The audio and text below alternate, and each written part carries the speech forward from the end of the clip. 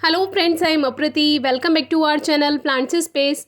आज हम आपसे एक बहुत ज़रूरी बात शेयर करेंगे जो हमें खुद नहीं पता थी और एक्सपीरियंस के बाद ही ये बात हमें पता चली है। वो भी काफ़ी हमने इसके बारे में पढ़ा, तब जाकर जानकारी हमें मिली।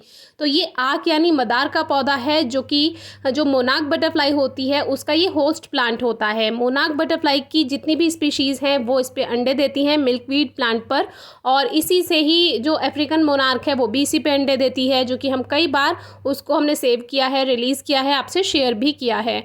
तो इन पौधों पर हमें नीचे की तरफ से यानी पत्तों के पिछली तरफ हमें देखना होता है। जो ये आपको होल्स दिखाई दे रहे हैं, ये छोटे छोटे लार्वा ने ही पत्ते खाए हुए हैं। जो तितली अंडे देती है उनसे छोटे छोटे लार्वा बाहर आते हैं, तो वो पत्तियों के बैक साइड पे कुछ इस तरह से पत्तियों को खाना शुरू कर देते हैं, और वहीं से ही हमें इनको उठाना होता है, सेव करना होता है।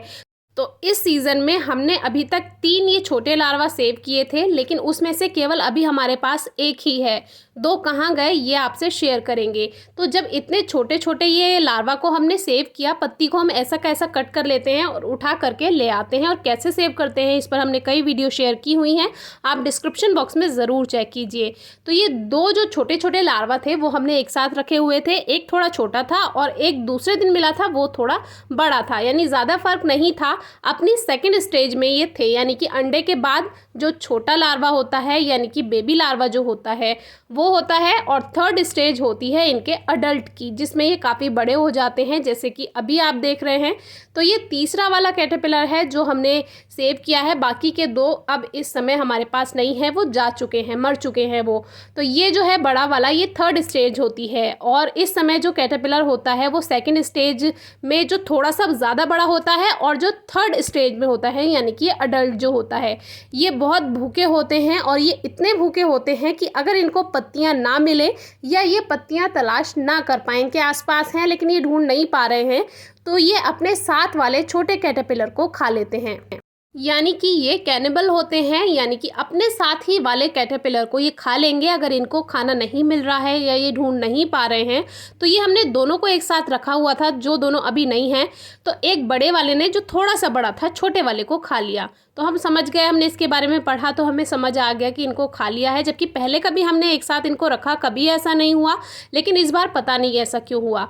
फिर जिसने खा लिया था वो भी थोड़े दिन बाद हमें मरा हुआ मिला। और वो मरा हुआ कैसे मिला कि ये जो आपको सामने वाइट एग दिखाई दे रहा है, ये हमें तभी मिला जब वो मर गया था।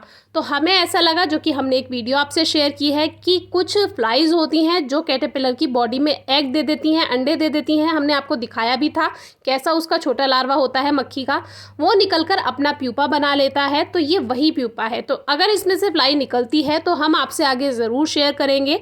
तो वो प्रोसेस एकदम अलग थी, अजीब थी, कि जो बड़ा कैटरपिलर था उसने छोटे को खा लिया, और फिर देखिए कर्मा रिपीट होता है, उसने छोटे वाले को खा लिया, तो उसके अंदर कभी फ्लाइज ने एग दिए होंगे, अंडे दिए होंगे, तो उसमें से जो लार्वा निकला वो अलग अपना प्यूपा बनाकर बैठ गया। फ्लाई का जो मक्खी का जो एक तरह से लार्वा निकला।